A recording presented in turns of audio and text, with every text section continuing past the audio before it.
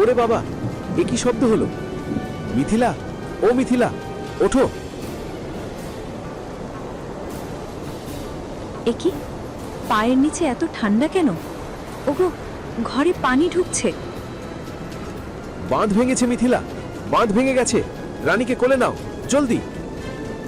বাবা, আমার খুব ভয় করছে, আমাদের ঘর কি ডুবে যাবে? ভয় পাস না মা, সৃষ্টিকর্তা আমাদের রক্ষা করবেন।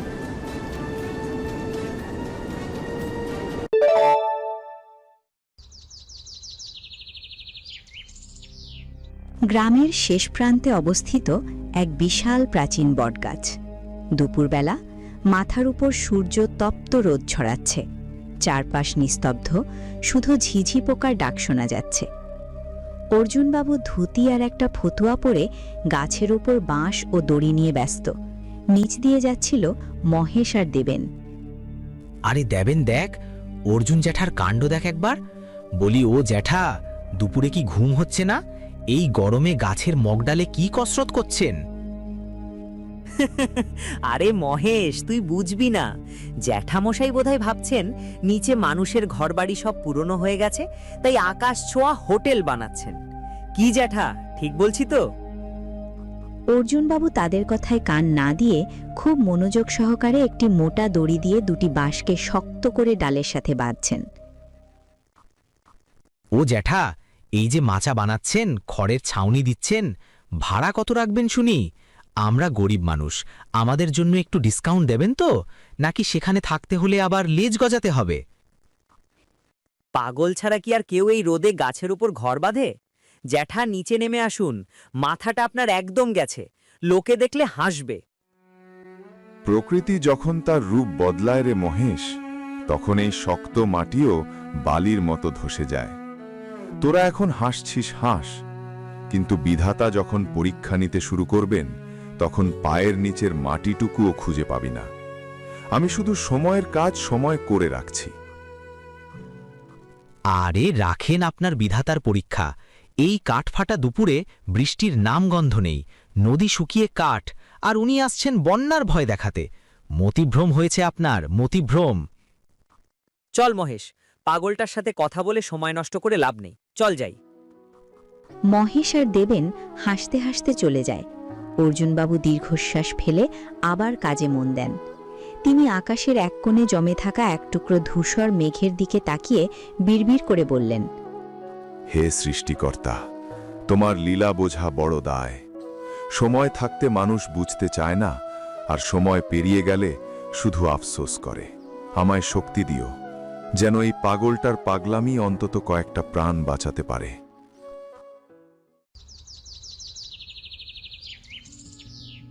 সিধুর মাটির বাড়ির বারান্দা। মিথিলা উঠোনে কাপড় তুলছে, আর তার পাশে বসে ছোট্ট রানী একটা ছেঁড়া খাতা নিয়ে আঁকিবুকি করছে। সিধু মাত্রই মাঠ থেকে ফিরে এসে একটা জলচৌকিতে বসে ঘাম মুছছে। অর্জুন জ্যাঠার কাণ্ডটা দেখলে তো? মানুষটা সত্যি দিন দিন কেমন যেন হয়ে যাচ্ছে। কেন, আবার কি হলো? আজও কি ওই বটগাছটাতেই ছিলেন? হ্যাঁ, আজও এই কাঠ ফাটা রোদে মাথার ঘাম পায়ে ফেলে গাছের মগডালে ঘর বাঁধছেন। সারা গ্রামের লোক হাসাহাসি করছে, আড়ালে কত কথা বলছে, কিন্তু মানুষটার সেদিকে কোনো হুঁশি নেই। কি যে মতলব কে জানে। মা, জ্যাঠামশাই কেন গাছের উপর বাড়ি বানাচ্ছেন? আমরাও কি ওখানে বেড়াতে যাব? না মা, আমরা কেন যাব? উনি হয়তো পাখির জন্য বড় বাসা বানাচ্ছেন। তুমি তোমার আঁকা শেষ করো। দেখো, মানুষটা বয়স্ক, জীবনে কত বর্ষা, কত ঝড় দেখেছেন। তার অভিজ্ঞতার তো একটা দাম আছে। সবাই হাসাহাসি করছে ঠিকই, কিন্তু আমার মনটা কেন জানি একটু খুঁতখুত করছে। আরে কিসের অভিজ্ঞতা? বয়স হলে মানুষের বুদ্ধি কমে। নদী এখন শান্ত, বাঁধও মজবুত, উনি শুধু শুধু ভয় পাচ্ছেন। তা হতে পারে, কিন্তু বৃদ্ধ মানুষের কথা সবসময় উড়িয়ে দিতে নেই। তার চোখে হয়তো এমন কিছু ধরা পড়েছে যা আমরা দেখতে পাচ্ছি না। সৃষ্টিকর্তা কখন কি করেন তা তো কেউ বলতে পারে না। সিধু কোনো উত্তর না দিয়ে চুপ করে থাকে। মিথিলার কথায় তার মনেও যেন একটা ক্ষীণ সংশয়ের মেঘ জমে যায়।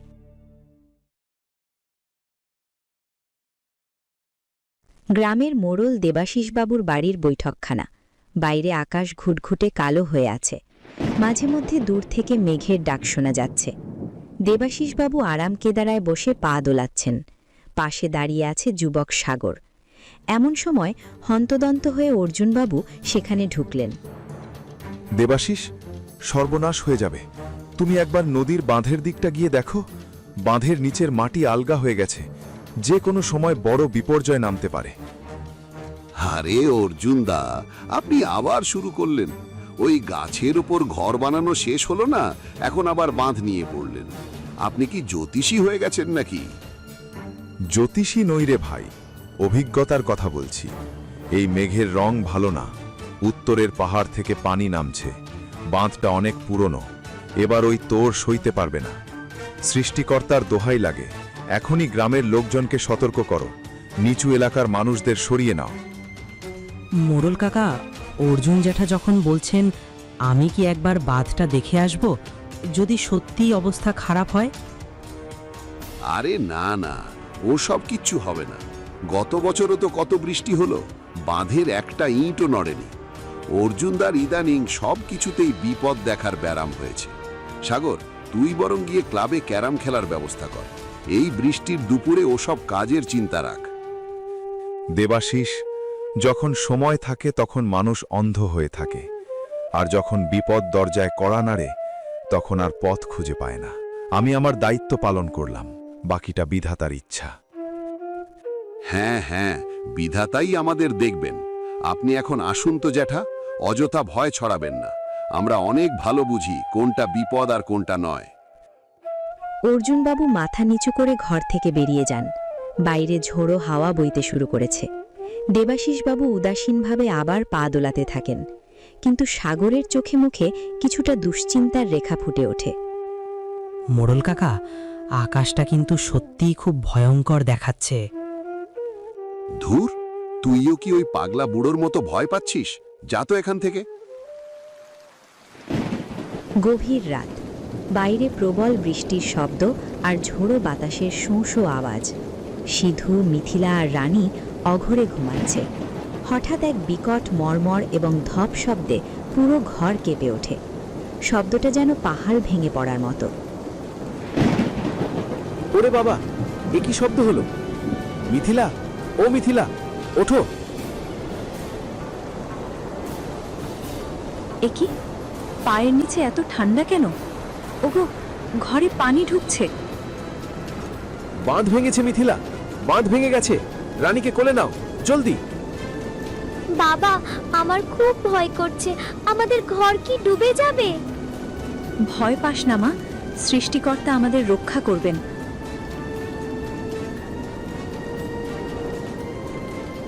ওগো, পানির টান তো খুব বাড়ছে, আমরা বেরোবো কি করে? বাইরে থেকে সাগরের চিৎকার শোনা যায়। সে হাঁক ডাক দিতে দিতে সিধুর বাড়ির দিকে আসছে। সিধুদা, সিধুদা, ঘরে থেকো না, বেরিয়ে এসো। বাঁধের সিংহভাগ ভেঙে গেছে, পুরো গ্রাম তলিয়ে যাচ্ছে। সাগর, আমরা ভেতরে আটকা পড়েছি। পানির চাপে দরজা খুলছে না, সাহায্য করো।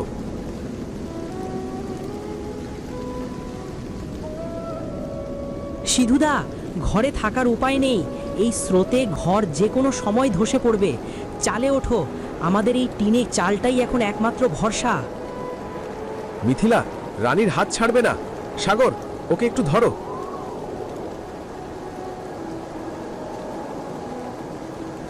অনেক কষ্টে সিধু আর সাগর মিলে মিথিলা ও রানীকে ঘরের টিনের চালে তুলে দেয়। পানির তীব্র স্রোত ঘরের দেয়ালগুলোকে ধাক্কা দিচ্ছে। চারদিকে শুধু মানুষের আর্তনাদ আর পানির গর্জন। হে বিধাতা, এ কোন পরীক্ষা আমাদের? আমাদের বাঁচাও। গভীর রাত, গ্রামের খোলা প্রান্তর যা এখন এক উত্তাল সমুদ্রে পরিণত হয়েছে। ঝোড়ো বাতাস আর বৃষ্টির তাণ্ডব চলছে। দেবাশিসবাবু আর মহেশ গলার সমান পানিতে হাবুডুবু খাচ্ছেন। পাশে দেবেন একটা গাছের ভাঙা ডাল ধরে ভাসার চেষ্টা করছে। চারদিকে শুধু অন্ধকার আর পানির গর্জন। ওরে বাবারে, মরে গেলাম, কেউ আমাদের বাঁচাও, স্রোত আমাকে টেনে নিয়ে যাচ্ছে। মহেশ, দেবেন, আমাকে ধরো। আমি নিজেই বাঁচছি না মোড়ল কাকা, পার মাটিতে ঠেকছে না। বিধাতা কি আজ আমাদের শেষ করেই দেবেন? কেন যে আগে থাকতে সতর্ক হলাম না? ওদিকে দেখো, দূরে একটা আলোর ঝিলিক দেখা যাচ্ছে না? ওটা কিসের আলো? হঠাৎ অন্ধকারের বুক চিরে একটি শক্তিশালী টর্চের আলো তাদের দিকে এসে পড়ল। দেখা গেল বিশাল আকার সেই বটগাছটির উপর থেকে কেউ আলো ফেলছে। সেটি অর্জুন বাবুর টর্চ। দেবাশিস, মহেশ, ঘাবড়াস না তোরা, একদম ঘাবড়াস না। হাত পা চালা, বাম দিকে একটা বাঁশ ভাসিয়ে দিচ্ছি, ওটা ধর। তোরা বটগাছের দিকে আয়। ওটা অর্জুনদার গলা না? উনি কি এখনো ওই গাছের ওপর আছেন? হ্যাঁ, জ্যাঠা আমাদের ডাকছেন। ওই যে দেখুন, উনি একটা লম্বা দড়ি আর বাঁশ নিচে ফেলছেন। জ্যাঠা আমাদের বাঁচান, আমরা আসছি। তোরা সাঁতরে আয়, ভয় পাস না। এই বটগাছ তোরা আগলে রাখবে। সৃষ্টিকর্তার উপর ভরসা রাখ। আমি দড়িটা শক্ত করে ধরে আছি।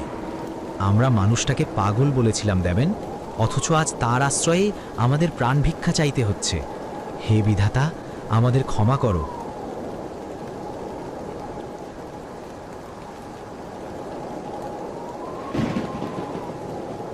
বটগাছের ওপর তৈরি বিশাল মাচা। বাইরে প্রবল বর্ষণ হলেও মাচার ভেতরে খড়ের ছাউনির নিচে আবহাওয়া বেশ আরামদায়ক। মাচাটি মজবুত বাঁশ ও কাঠ দিয়ে তৈরি। অর্জুনবাবু এক কোণে বসে হাত বাড়িয়ে সিধু, মিথিলা আর রানীকে টেনে তুলছেন। শক্ত করে ধর সিধু, পা পিছলে না যায় যেন। ব্যাস, উঠে আয়। মিথিলামা, তুমি আগে রানীকে আমার কোলে দাও। জ্যাঠা, আপনি আমাদের নতুন জীবন দিলেন। আমি তো ভেবেছিলাম আজই আমাদের শেষ রাত। ওগো দেখ, এখানে একদম পানি ঢুকছে না। কি সুন্দর শুকনো খড় বিছানো, মনে হচ্ছে যেন আমরা নিজের ঘরেই আছি। বাবা, এটা তো আমাদের ঘরের চেয়েও সুন্দর। দেখ মা, ওপরে কত সুন্দর ছাদ। এটা কি গাছের উপর কোনো হোটেল? হ্যাঁ দিদি ভাই, এটাকে হোটেলই ভাবো। তবে এখানে থাকার জন্য কোনো টাকা লাগে না, শুধু একটু ধৈর্য আর বিশ্বাস লাগে। সৃষ্টিকর্তার অসীম দয়া যে এই বুড়োর মাথাটাকে কাজ করতে দিয়েছিলেন। জ্যাঠা, এই মাচাটা এত বড় যে এখানে তো আরো মানুষ থাকতে পারবে। আপনি এত নিখুঁতভাবে এটা কি করে বানালেন? বন্যায় পানি কতটা বাড়তে পারে তার একটা ধারণা আমার পুরনো অভিজ্ঞতা থেকে ছিল। তাই তো 10-12 জন মানুষ যেন নিরাপদে বসতে পারে সেইভাবেই এটা বানিয়েছি। দেখ, বাইরে কি রুদ্র রূপ, অথচ এই বটগাছটি আমাদের পরম মমতায় আগলে রেখেছে। আমরা আপনাকে পাগল ভেবেছিলাম জ্যাঠা, কিন্তু আপনিই ছিলেন আমাদের মধ্যে সবচেয়ে জ্ঞানী। বিধাতা আপনার মাধ্যমে আজ আমাদের প্রাণ বাঁচালেন। শেষ রাত, বটগাছের ওপরের মাচা। বৃষ্টির তেজ কিছুটা কমেছে, কিন্তু চারদিকে কনকনে ঠান্ডা হাওয়া। মাচায় আশ্রিত সবাই ক্লান্তিতে নুয়ে পড়েছে। খিদের জ্বালায় মহেশ ছটফট করছে আর দেবেন পেটে হাত দিয়ে বসে আছে। আর সহ্য হচ্ছে না জ্যাঠা, পেটের ভেতর যেন আগুন জ্বলছে। আমার ঘরে 2 বস্তা চাল আর 1 টিন বিস্কুট ছিল, অথচ আজ এক দানার জন্য জান বেরিয়ে যাচ্ছে। কেন যে আনতে পারলাম না? এই ঠান্ডায় খিদেটা আরো বেশি লাগছে। শরীর আর চলছে না জ্যাঠা। আমরা কি এই না খেয়েই মারা যাব? আহা মহেশ ভাই, আক্ষেপ করো না। জীবন বাঁচলো এটাই বড় কথা। কিন্তু সত্যি, ছোট বাচ্চাটা আর শরীর ছেড়ে দিচ্ছে। ওর মুখে কিছু না দিলে বিপদ হবে। অর্জুনবাবু শান্তভাবে মাচার এক কোণ থেকে একটি প্লাস্টিক দিয়ে মোড়ানো বড় পোটলা টেনে বের করলেন। সবাই কৌতূহলী হয়ে সেদিকে তাকালো। ধৈর্য হারিও না, আমি জানতাম এমন সময় আসবে। তাই মাসখানেক আগে থেকেই কিছু শুকনো মুড়ি, চিড়া আর পাটালি গুড় জমিয়ে রেখেছিলাম। অর্জুনবাবু এক মুঠো করে মুড়ি আর 1 টুকরো গুড় সবার হাতে দিতে লাগলেন। জ্যাঠা, আপনি এগুলো গুছিয়ে রেখেছিলেন? প্রকৃতি আমাদের পরীক্ষা নেয় রে মহেশ। বিধাতা আমাদের ধৈর্য দেখছেন। এই দুর্যোগে 1 টুকরো শুকনো রুটি বা এই সামান্য মুড়ি আজ আমাদের কাছে অমৃত। মানুষের দম্ভ চূর্ণ করে তিনি আমাদের শেখান যে সামান্য দানাটুকুর মূল্য কত। আপনি সত্যিই মহৎ জ্যাঠা। এই খাবারটুকু না পেলে আমরা কেউই কালকের সকাল দেখতে পারতাম না। সব তার ইচ্ছা, আমরা শুধু একে অপরের সেবা করতে পারি। এখন সবাই অল্প করে খেয়ে জল খেয়ে নাও, শরীর চাঙ্গা করো, এখনো লড়াই বাকি আছে। শেষ রাত, চারদিকে পানির প্রচণ্ড গর্জন। হঠাৎ নিচ থেকে সাগরের ক্লান্ত কণ্ঠস্বর ভেসে আসে। জ্যাঠা, হাতটা ধরুন, আমি আর পারছি না, স্রোত খুব বেশি। ধরলাম রে সাগর, শক্ত করে ধর। মিথিলামা, জলদি আয়। সিধু ও অর্জুনবাবু মিলে সাগরকে ওপরে টেনে তোলেন। দেখা যায় সাগরের গামছায় বাঁধা 1 বছরের একটি ছোট শিশু। শিশুটি ঠান্ডায় নীল হয়ে গেছে। ওরে বাবারে, বাচ্চাটা একদম হিম হয়ে আছে। ওর মা বাবার কি হলো সাগর? জানি না দিদি, পানির তোরে সবাই ভেসে গেছে। আমি ওকে একটা ঘরের চালে ভাসতে দেখে তুলে নিলাম। ওর নিঃশ্বাস এখনো চলছে। মিথিলা, ওর ভেজা কাপড়টা বদলে দাও। আমার পোটলায় একটা সুতির চাদর আছে, ওটা দিয়ে ওকে গরম করো। বিধাতা ওকে আমাদের কাছে পাঠিয়েছেন বাঁচানোর জন্য। দেবাশিসবাবু এক কোণে বসে স্তব্ধ হয়ে এই দৃশ্য দেখছিলেন। তার চোখে জল। তিনি তাকিয়ে দেখলেন অর্জুনবাবু কিভাবে তিল তিল করে জমানো খাবার আর আশ্রয় দিয়ে সবার প্রাণ রক্ষা করছেন। তিনি লজ্জিত বোধ করলেন। অর্জুনদা, আমাকে ক্ষমা করে দিন। আমি মোড়ল হয়েও যে দায়িত্ব পালন করতে পারিনি, আপনি একজন পাগল সেজে সেই কাজ করে দেখালেন। আমি আপনার অভিজ্ঞতাকে উপহাস করেছিলাম, কিন্তু আজ বুঝতে পারছি দূরদর্শিতা কি বড় জিনিস। ওসব ভুলে যাও দেবাশিস। মানুষ মানুষের জন্য, এটাই তো বড় কথা। আজ যে আমরা বেঁচে আছি, এটাই সৃষ্টিকর্তার সবচেয়ে বড় দান। আমাদের দম্ভ প্রকৃতির সামনে নস্যি। জ্যাঠা দেখুন, বাচ্চাটা চোখ মেলেছে, ও আমাদের দিকে তাকাচ্ছে। বটগাছের ওপরের মাচা, চারদিকে ঘুটঘুটে অন্ধকার। বৃষ্টির ঝমঝম শব্দ আর বাতাসের শোঁ শোঁ আওয়াজ এক ভুতুড়ে পরিবেশ তৈরি করেছে। হারিকেনের আলো টিম টিম করে জ্বলছে। সবাই ক্লান্ত, কিন্তু কারো চোখে ঘুম নেই। পানির গর্জনে পুরো গাছটি মাঝে মধ্যে সামান্য কেঁপে উঠছে। বাবা, গাছটা কেন কাঁপছে? পানি কি আমাদের ছুঁয়ে ফেলবে? আমার খুব ভয় করছে। ভয় পাস না মা, জ্যাঠামশাই আছেন তো। উনি কত মজবুত করে মাচাটা বেঁধেছেন দেখেছিস, কিচ্ছু হবে না। দিদি ভাই, তোকে একটা গল্প শোনাই। শোন, অনেক কাল আগে এক বিশাল পাখি ছিল। সে যখন তার ডানা মেলত, পুরো পৃথিবী শান্ত হয়ে যেত। এই বটগাছটা হলো সেই বিশাল পাখির মতো। সে আমাদের সবাইকে তার ডানার নিচে লুকিয়ে রেখেছে। কোনো তুফান আমাদের ক্ষতি করতে পারবে না। জ্যাঠা, আগে ভাবতাম আমরা কত শক্তিশালী, অথচ প্রকৃতির একটা ঝটকায় আমাদের সব অহংকার ধুলোয় মিশে গেল। আজ আপনার পাশে বসে থাকতে থাকতে মনে হচ্ছে আমরা মানুষ ছাড়া আর কিছুই না। না আছে কোনো জাত, না আছে কোনো উঁচু নিচু ভেদাভেদ। ঠিক বলেছিস মহেশ, এই বিপদে আমরা সবাই যেন এক পরিবারের মানুষ হয়ে গেছি। আজ আমাদের সবার পরিচয় একটাই, আমরা এই গাছের হোটেলের যাত্রী। হে সৃষ্টিকর্তা, তোমার লীলা বোঝা বড় দায়। সময় থাকতে মানুষ বুঝতে চায় না, আর সময় পেরিয়ে গেলে শুধু আফসোস করে। আমায় শক্তি দিও, যেন এই পাগলটার পাগলামি অন্তত কয়েকটা প্রাণ বাঁচাতে পারে। সবাই চোখ বন্ধ করে মনে মনে সেই অদৃশ্য বিধাতার কাছে প্রার্থনা করতে থাকে। চারপাশের ঝড় যেন মুহূর্তের জন্য স্থিমিত হয়ে আসে। দৃশ্য শেষ হয় সবার শান্ত গম্ভীর মুখ আর ভোরের আলোর অপেক্ষায় এক বুক আশা নিয়ে।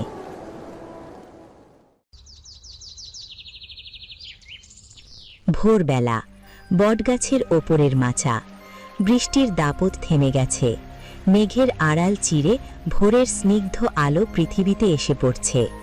নিচে বন্যার ঘোলাটে পানি অনেকটা কমে গেছে। তবে চারদিকে ঘরবাড়ি আর গাছপালার ধ্বংসস্তূপ ভাসছে। মাচার ওপর সবাই ধীরে ধীরে আড়মোড়া ভেঙে উঠছে। জ্যাঠা, দেখুন জল অনেকটাই নেমে গেছে। ওই দেখুন, আমার ঘরের চালটা দেখা যাচ্ছে। আমরা বেঁচে গেলাম জ্যাঠা। সত্যি সিধু, কাল রাতে যে প্রাণ নিয়ে ফিরবো তা ভাবিনি। এই বটগাছটা না থাকলে আমরাও আজ ওই স্রোতে ভেসে যেতাম। বিধাতার কি অসীম করুণা। জ্যাঠা, আপনি আমাকে মাফ করে দিন। আপনাকে পাগল বলে আমি যে অন্যায় করেছি তার কোনো ক্ষমা নেই। আজ বুঝতে পারছি আপনি পাগল নন, আপনি এই গ্রামের সবচেয়ে বুদ্ধিমান আর দরদি মানুষ। আপনার এই গাছের হোটেল না থাকলে আজ আমাদের কারো অস্তিত্ব থাকতো না। আরে মহেশ, ওসব মনে রাখিনি রে। মানুষ যখন বিপদে পড়ে তখনই কেবল তার চোখ খোলে। আমি শুধু প্রকৃতির ভাষাটা পড়ার চেষ্টা করেছিলাম। কিন্তু জ্যাঠা, আপনি কি করে আগে থেকে বুঝতে পারলেন যে এমন দুর্যোগ আসবে? প্রকৃতি সবসময় আমাদের ইশারা দেয় রে দেবেন। পাখির বাসা বদলানো, পিঁপড়ের আনাগোনা, আকাশের মেঘের রং, এসবই ছিল সতর্ক বার্তা। আমি শুধু সময়ের কাজ সময় করার চেষ্টা করেছি। মনে রাখিস, প্রকৃতিকে বুঝতে শেখো। সময়ের কাজ সময় না করলে পরে কেবল আক্ষেপই সার হয়। নিজের ঘর মজবুত করার পাশাপাশি অন্যের কথা ভাবাই হলো আসল ধর্ম। অর্জুনবাবু মাচা থেকে নামতে নামতে নিচের কর্দমাক্ত মাটির দিকে তাকালেন। ধ্বংসের মাঝেও এক নতুন আশার সূর্য তখন দিগন্তে উজ্জ্বল হয়ে উঠছে।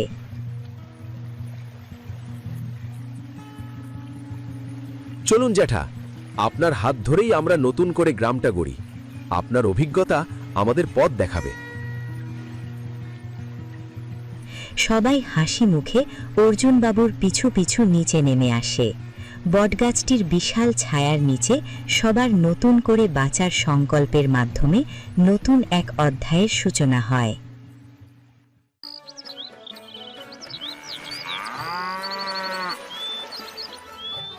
সিধু বাবা, সিধু, ওঠ রে বাবা, বেলা হয়ে গেছে। গরুগুলো খিদের জ্বালায় ডাকাডাকি করছে। ওদেরকে আজ ঘাস খাওয়াতে নিয়ে যাবে না নাকি? মা, একটু আরাম করে ঘুমাচ্ছিলাম, সেটা আর তোমার সহ্য হলো না। দ্যাত দিলে তো ঘুমটা ভেঙে। সহ্য হবে না কেন? কিন্তু গরুগুলোর মুখে একটু কিছু না দিলে হবে? খেতে না পারলে ওরা দুধ দেবে কেমন করে? গরুর ওই দুধটুকু বেচেই তো আমাদের মা ছেলের সংসারটা কোনো মতে চলে। হ্যাঁ মা, ওসব আমি জানি, তোমাকে এবার নতুন করে বলতে হবে না। আজ গরুগুলোকে ওই মায়াবনে ঘাস খাওয়াতে নিয়ে যাব, তাই একটু ঘুমাচ্ছিলাম। ওই মায়াবনে কেন যাবি রে বাবা? গ্রামের সবাই বলা বলি করে ওই বনের ভেতর নাকি জাদুর শক্তি আছে, তাই গ্রামের কেউ সেখানে বেশি যায় না। আর তুই ওই মায়াবনে গরুগুলোকে নিয়ে যাবি? মা, আমি ওসব বিশ্বাস করি না। আর বনের মধ্যে জাদু শক্তি থাকলেও বাকি, আমি তো আর সেই শক্তির সন্ধানে যাচ্ছি না। আমি আমার গরুগুলোকে ঘাস খাইয়ে আবার নিয়ে চলে আসবো, ব্যাস। কিন্তু বাবারে, ওই বনের মধ্যে তুই একা যাবি, কখন কোন বিপদ চলে আসে কে জানে। মা, কিছুই হবে না, এত চিন্তা করো না তো। আমি গরুগুলোকে খাইয়ে আবার এক্ষুনি চলে আসব। তুমি খাবার বাড়ো, আমি হাত মুখ ধুয়ে কটা খেয়ে তবেই যাব। আচ্ছা ঠিক আছে, তাড়াতাড়ি আয়। এরপর সিধু খাবার খেয়ে গরুগুলোকে নিয়ে বাড়ি থেকে বেরিয়ে গেল। কিছুক্ষণ পরে সে বনের ভেতর ঢুকল।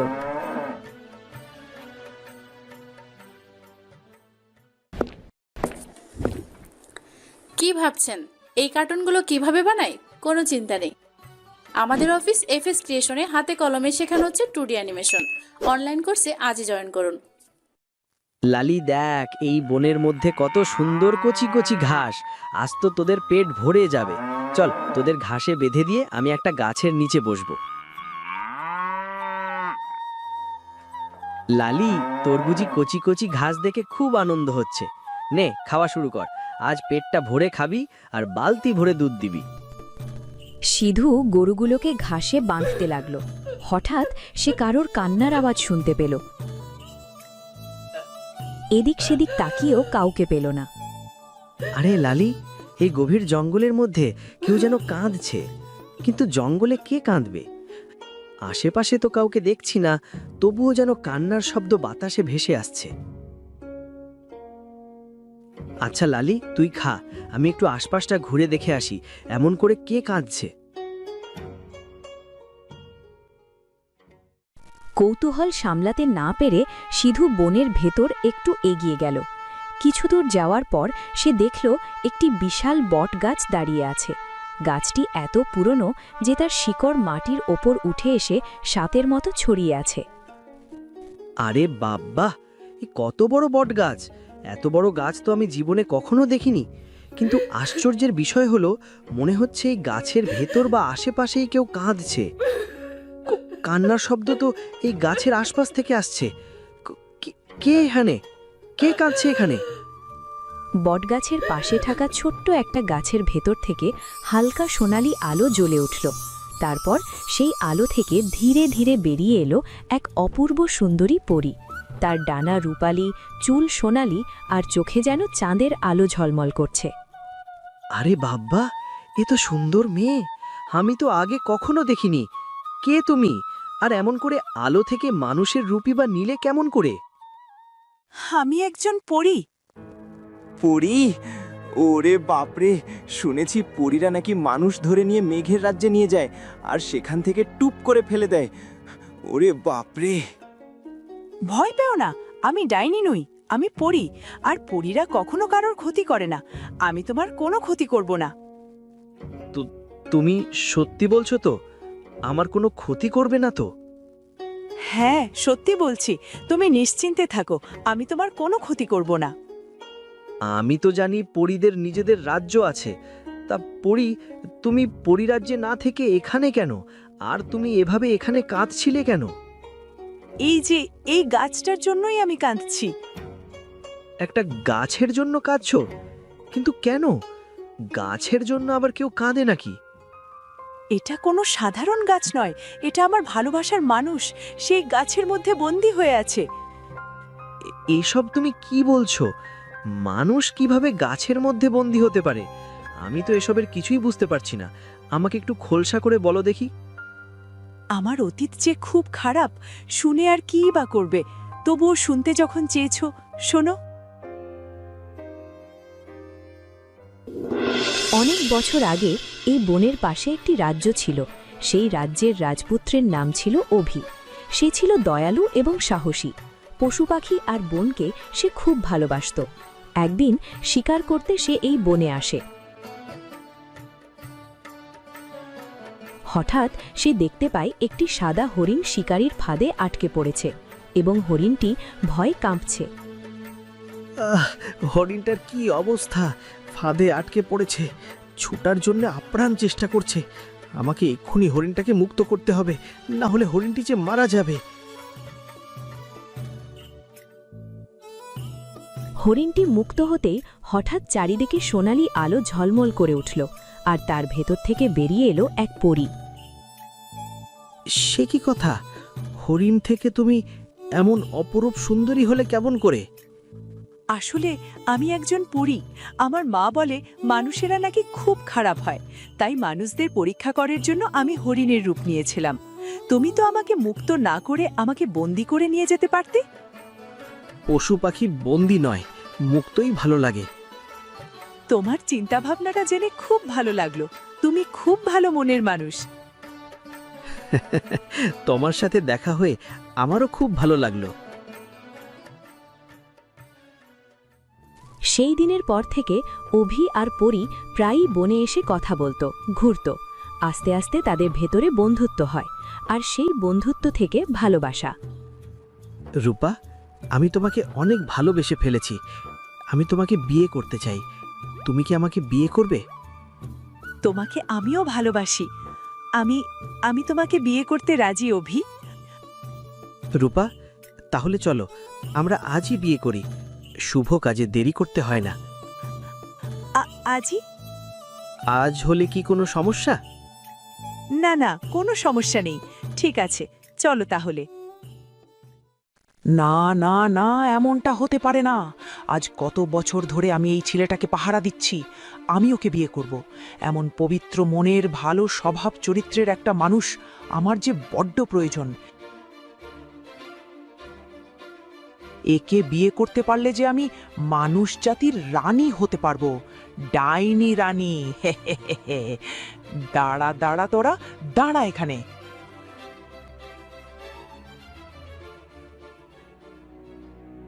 হে হে হে হে, আমি ডাইনি, আমি তোকে বিয়ে করব। তুই আমাকে ছাড়া কাকে বিয়ে করতে যাচ্ছিস? বিয়ে? আমি তো তোমাকে চিনিই না, আমি তোমাকে কেন বিয়ে করব? আমরা দুজন দুজনকে অনেক ভালোবাসি। আমাদের মাঝে তুমি কোথা থেকে এলে? তোমার মতো ডাইনিকে অভি বিয়ে করবেই বা কেন? পড়ি, তোর এত বড় সাহস, আমার কথা কাটলি? এর শাস্তি তো তোকে পেতেই হবে। আমি থাকতে তুমি রূপার কোনো ক্ষতি করতে পারবে না। তোমার যা করার আমার সাথে করো। আচ্ছা ঠিক আছে, তোর রূপার আমি কোনো ক্ষতি করব না। তাহলে তুই আমার সাথে বিয়ে করে নে, আমি কাউকে কিচ্ছু বলবো না। হে হে হে হে। না না, আমি শুধু রূপাকে ভালোবাসি। আমার জীবন থাকতে আমি অন্য কাউকে বিয়ে করতে পারবো না। কি বললি? তুই আমাকে বিয়ে করতে পারবি না? যেটা আমার হবে না সেটা আমি অন্য কারোর হতে দেব না। তুই গাছ হয়ে এই বনে দাঁড়িয়ে থাকবি 100 বছর। হে হে হে হে।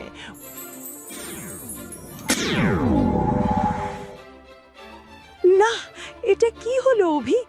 অভি, তুই আমার ভালোবাসাকে গাছ বানিয়ে দিলি ডাইনি। আমি তোকে ছাড়বো না।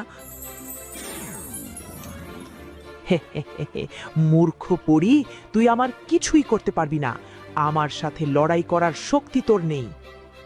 তোর কিছু করতে না পারলেও আমি আমার অভিকে তো মুক্ত করতে পারবো। হে হে হে হে। মুক্ত করতে পারবো? যা যা যা, গিয়ে দেখা, সেটাও পারবি না। এসব কি হচ্ছে?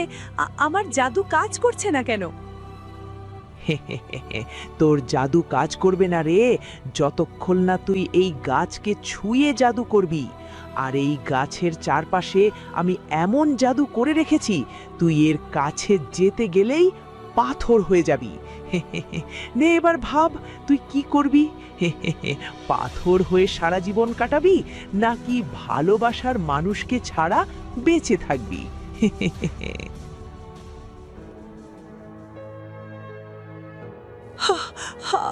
অভি, এসব কি হয়ে গেল? আমি তোমাকে ছাড়া কেমন করে বাঁচবো? আমি তো তোমাকে ছুঁতেও পারবো না। আমিও যদি পাথর হয়ে যাই তবে তোমাকেও কখনো মুক্ত করাতে পারবো না। অভি, এখন আমি কি করব?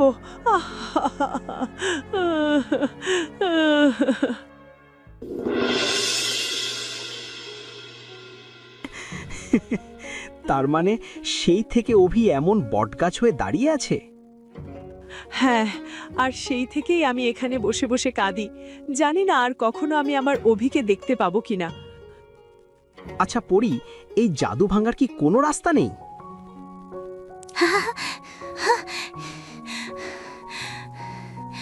পরি, আর কেঁদো না। আমি এই জাদু ভাঙার উপায় জেনে এসেছি ওই শয়তান ডাইনির থেকে। পেঁচা, পেঁচা, তুমি সত্যি বলছো? আমায় বলো কি সেই উপায়? কি করে আমি আমার অভিকে আবার আগের মতো মানুষ করতে পারবো? যদি কোনো পরি নিজের ইচ্ছায় এই গাছকে বিয়ে করে, তবেই তোমার অভি গাছ থেকে মানুষ হবে।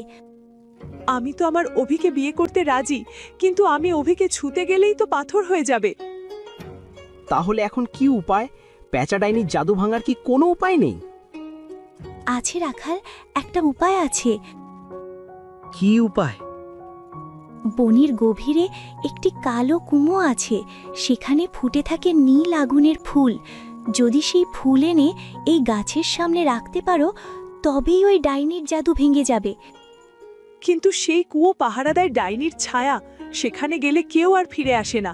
ওখান থেকে কি করে নীল আগুনের ফুল আনবো? আমি যাব কালো কুয়ায় নীল আগুনের ফুল আনতে? না না, আমি তোমাকে কালো কুয়ার কাছে যেতে দেব না। ওখানে গেলে যে মৃত্যু হবে। আমাদের জন্য তোমার জীবনকে আমি বিপদের মুখে ঠেলে দিতে পারি না। আমার কিছুই হবে না, আমি ঠিক নীল আগুনের ফুল নিয়ে আসব। তুমি চিন্তা করো না পরি, তোমাদের সাহায্য করতে পারলে যে আমি বড্ড খুশি হব। তুমি এত করে যখন বলছো তাহলে যাও, কিন্তু খুব সাবধানে যাবে।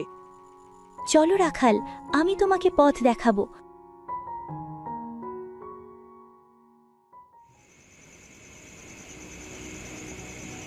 সেই রাতেই সিধু ও পেঁচা পাখি কালো কুয়োর উদ্দেশ্যে রওনা দিল। কুয়োর কাছে পৌঁছতেই চারিদিকে ঠান্ডা বাতাস বইতে লাগল। হঠাৎ কুয়োর ভেতর থেকে একটা কালো ছায়া বেরিয়ে এলো। এ তো কালো ধোঁয়া কোথা থেকে আসছে? সিধু, তাড়াতাড়ি তোমার চোখ মুখ বন্ধ করো, কালো ধোঁয়া যেন তোমার চোখে মুখে না যেতে পারে, তাহলে যে ডাইনি টের পেয়ে যাবে নীল আগুনের ফুল কেউ তুলতে এসেছে। ঠিক আছে পেঁচা। কুয়োটা কি অনেক গভীর পেঁচা পাখি? আরে না না, বেশি গভীর না, এটা ডাইনির একটা ফাঁদ। উপর থেকে দেখলে মনে হয় ভীষণ গভীর, আসলে কুয়োটি একদম গভীর না। জলদি করো সিধু, না হলে ডাইনি এক্ষুনি চলে আসবে।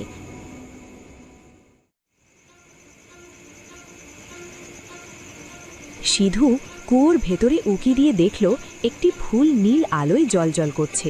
সে সাহস করে কুয়োর ভেতর হাত ঢুকিয়ে নীল আগুনের ফুল তুলে আনলো। এই তো সেই ফুল, পেরেছি আমি। তাড়াতাড়ি এখান থেকে চলো সিধু, এত সময় ডাইনি বোধহয় টের পেয়ে গেছে। হ্যাঁ হ্যাঁ, জলদি চলো পেঁচা পাখি। কিছুক্ষণ পরে সিধু বটগাছের কাছে এসে পৌঁছল। ফুলটি নিয়ে বটগাছের কাছে রাখতেই বজ্রের মতো একটি বিকট শব্দ হলো। এই তো ডাইনির অভিশাপ ভেঙেছে।